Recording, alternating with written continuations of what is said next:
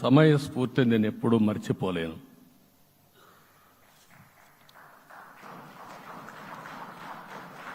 మొట్టమొదటిసారిగా నేను జైల్లో ఉన్నప్పుడు వచ్చాడు. వచ్చినప్పుడు నన్ను పరామర్శించాడు. బయట వచ్చి ఈ రాష్ట్రం అంత మునుపు చెప్పినా అంత మునుపు అనేక సందర్భాల్లో ప్రభుత్వ వ్యతిరేక ఓటు చీలకూడదని చెప్పారు. కానీ నన్ను చూసి బయటికి వెళ్ళిన తర్వాత ఈరోజు తెలుగుదేశం జనసేన పొత్తు పెట్టుకుంటున్నామని చెప్పిన మొదటి వ్యక్తి పవన్ కళ్యాణ్ గారు. అప్పటికే బీజేపీతో పొత్తుంది.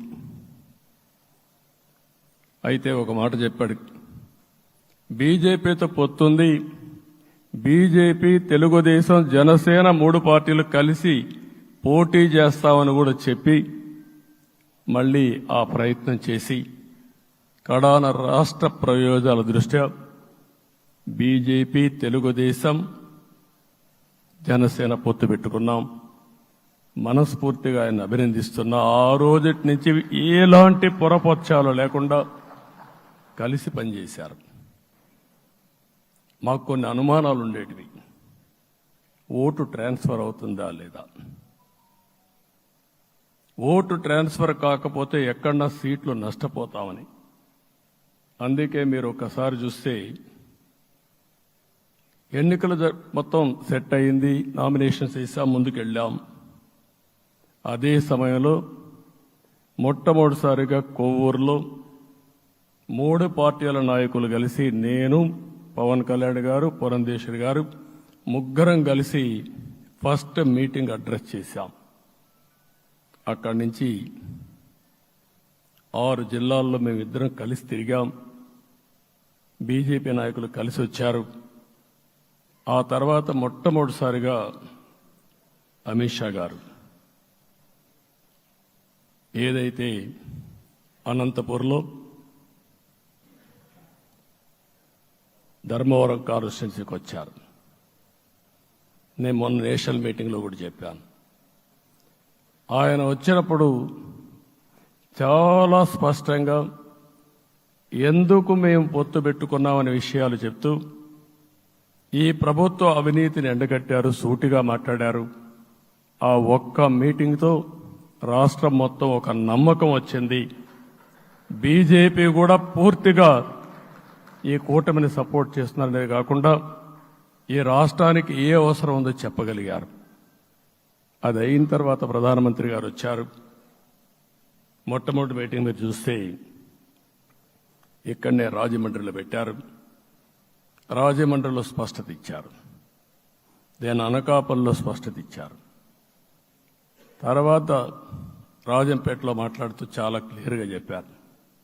ఇదే విజయవాడకు వచ్చినప్పుడు రోడ్ షో పెడితే నా జీవితంలో ఎప్పుడూ చూడలేదు, ప్రధానమంత్రి గారు కూడా అదే చెప్పారు, బ్రహ్మాండమైన రోడ్ షో విజయవాడలో జరిగిందని ప్రధానమంత్రి గారు కూడా అభినందించే పరిస్థితికి వచ్చారు. ఇవన్నీ కలయికే మన విజయం. ఈ విషయం మనం గుర్తుపెట్టుకోవాల్సిన అవసరం ఉంది. మీరు కష్టపడ్డారు. నేను చాలా ఎన్నికల్లో చూశాను. అందరూ అభ్యర్థులు కూడా ఈ ఎన్నికల్లో కష్టపడిన విధానం కానీ ఇంత కష్టం నేను ఎప్పుడూ చూడలేదు. ఒక్క మాటలో చెప్పాలంటే ప్రతి ఒక్కరూ మనసు పెట్టి పనిచేశారు. అందుకే ఈ గెలుపు వచ్చిందని చెప్పి కూడా నేను మీకు తెలియజేస్తున్నా. మీ అందరి సహకారంతో రేపు ప్రమాణ స్వీకారం చేస్తున్నాను. దానికి మీ అందరికీ ధన్యవాదాలు. రేపు ప్రమాణ స్వీకారానికి నరేంద్ర మోడీ గారు ప్రధానమంత్రిగా వారు వస్తున్నారు. అదే మరిగా ఎన్డీఏ నాయకులు వస్తున్నారు. ఇది ఒక అరుదైన అనుభవం. అంటే నేను 4వసారి ముఖ్యమంత్రిగా ప్రమాణ స్వీకారం చేస్తున్నాను. కానీ ఈసారి దీనికి ఉండే ప్రాధాన్యత, ప్రజలు మన మీద పెట్టుకున్న నమ్మకం, నష్టపోయారు, ఇబ్బందులు పడ్డారు, మన మీద హోప్ పెట్టుకున్నారు. అరాచకం అనేది ఎక్కడా కనిపించకూడదు. ఈ రాష్ట్రంలో అశాంతికి చోటు అనేది లేకుండా ముందుకు పోవాల్సిన అవసరం ఉంది. రాష్ట్ర ప్రజలందరికీ హామీ ఇస్తున్నా, సీఎం వస్తున్నాడంటే చెట్లు కొట్టేయడం, లేకపోతే రోడ్లు మూసేయడం, షాపులు బంద్ చేయడం, పరదాలు కట్టుకోవడం అవన్నీ ఉండవు. సీఎం కూడా ఒక మామూలు మనిషిగానే వస్తా, అందరితో కలిసి ఉంటాం. నేను సీఎంగా ఉన్నా మా మిత్రుడు పవన్ కళ్యాణ్ గారు ఏ హోదాలో ఉన్నది కూడా రేపు అనౌన్స్ చేసుకుంటాం. మేమందరం కూడా సామాన్యమైన వ్యక్తులుగానే వస్తాం మీ దగ్గరికి, మీలో ఒక వ్యక్తిగా ఉంటాం. మాకు హోదా సేవ కోసరం తప్ప పెత్తనం కోసరం కాదు. ఆ విషయం ప్రజలందరికీ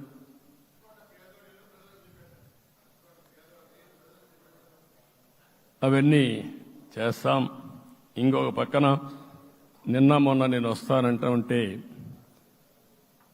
వాళ్ళకు కూడా తెలుసు కాబట్టి ఎన్డీఏ అభ్యర్థిగా అంటే శాసనసభ నాయకుడిగా ఎన్నుకుంటారనే ఉద్దేశంతో, ముఖ్యమంత్రి అవుతాను ఉద్దేశంతో రోడ్లన్నీ కూడా నిలిపేస్తాను. నేను ఒకటే చెప్పాను, మేము వచ్చినప్పుడు ఒక్క నిమిషం ఒక సిగ్నల్కి ఇంకొక సిగ్నల్కి కొద్దిగా గ్యాప్ పెట్టుకోండి, అవసరమైతే ఒక 5 నిమిషాలు లేట్ అయినా మాకు పర్వాలేదు, కానీ ప్రజలు ఎవ్వరికీ ఇన్కన్వీనియన్స్ కలగకూడదని చాలా స్పష్టంగా ఆదేశాలు ఇచ్చాం.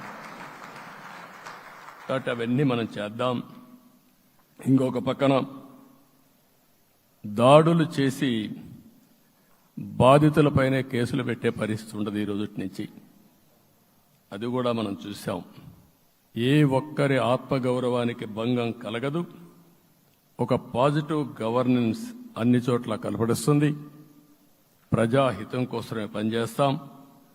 ప్రతి నిర్ణయం, ప్రతి అడుగు ప్రజల కోసమే ఉంటుంది. స్టేట్ ఫస్ట్ అనే నినాదంతో ముందుకు పోతాం.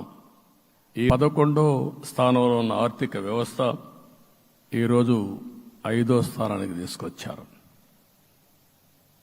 ఇంకొక పక్కన ఎన్డీఏ 3.0 ఈ పరిపాలన 5 ఏళ్లలో 5వ స్థానం నుంచి 3వ ఆర్థిక అతిపెద్ద దేశంగా భారతదేశం ఎమర్జ్ కాబోతుంది. ఇది మన దేశానికి గర్వకారణం. ఇంకొక పక్కన ఆయన కల వికసిత్ భారత్ 2047, మనందరి కల వికసిత్ ఆంధ్రప్రదేశ్. ఇది మనందరం ఒక కలగా పెట్టుకొని ముందుకు పోవాల్సిన అవసరం ఉంది. అదే సమయంలో మనందరి ఆలోచన పేదరికం లేని సమాజం, zero poverty nation, zero poverty state, zero poverty నియోజకవర్గం. ఇది ఎన్టీ రామారావు గారి కళ. ఆయన చాలాసార్లు నేను మొన్న కూడా చెప్పాను, ఒకప్పుడు కమ్యూనిజం, క్యాపిటలిజం, సోషలిజం ఇది ఆర్థిక సంస్కరణ రాని ముందు ప్రతి ఒక్కరిని అడిగే విధానం. ఎవరిని అడిగినా మీరు ఏ సైడ్ ఉంటారని అడిగేవాళ్ళు. అలాంటి సమయంలో ఎన్టీ రామారావు గారిని మీరు ఏ ఇజాన్ని నమ్ముతారో చెప్పమంటే, నాకు ఈ ఇజాల గురించి తెలియదు, నాకు తెలిసింది ఒకే ఒక ఇజం, అది హ్యూమనిజం అని చెప్పిన ఏకైక నాయకుడు భారతదేశంలో ఎన్టీ రామారావు గారు. ఆయన ఆ రోజు చెప్పింది పేదరికం లేని సమాజాన్ని సృష్టించాలని, పేదవాళ్లే దేవుళ్ళు, సమాజమే దేవాలయం అని చెప్పిన వ్యక్తి. ఆ కళని సాధికారం చేద్దాం. అదే నేను నిన్న చెప్పినప్పుడు కూడా, ఈ దేశం అభివృద్ధి కావడంలో ఎలాంటి అనుమానం లేదు, కానీ ఆ అభివృద్ధి ఫలితాలు పేదవాళ్లకు తీసుకుపోవడంలో కాన్షియస్ ప్రజా నిర్ణయాలు తీసుకోవాలి.